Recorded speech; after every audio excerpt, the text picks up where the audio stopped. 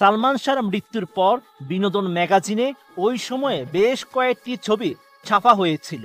সাম্প্রতিক সময়ে ভাইরাল হয়েছে সেই সময়ের পত্রিকার অংশবিশেষ।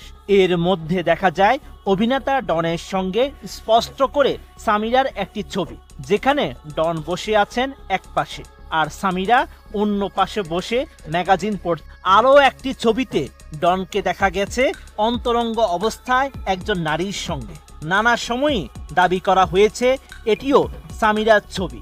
ডিভোর্স শব্দটি সালমানের মৃত্যু ফাঁদ, এই শিরোনামে অপরাধ চক্র সাময়িকীতে বেশ কয়েক বছর আগে প্রতিবেদন করা হয়। সেই প্রতিবেদনে বেশ কয়েকটি ছবি জুড়ে দেওয়া হয়, তার মধ্যে ভাইরাল হওয়া ওই ছবিটিও ছিল। এদিকে ছবিটিতে ডনের সঙ্গে যে নারীকে দেখা যায় সেটি তিনি নন বলে দাবি করেছেন সামিরা।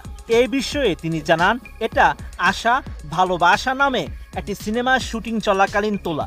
ডনের সঙ্গে যে মেয়েটিকে ওই ছবিতে দেখা যায় ওটা তিনি নন, ওটা নায়িকা সাবরিনার সঙ্গে ডনের ছবি। ওই ছবিটা সালমান ভেন্টিলেটরের ফাঁক দিয়ে তুলে ডনের সঙ্গে দুষ্টুমি করেছিল।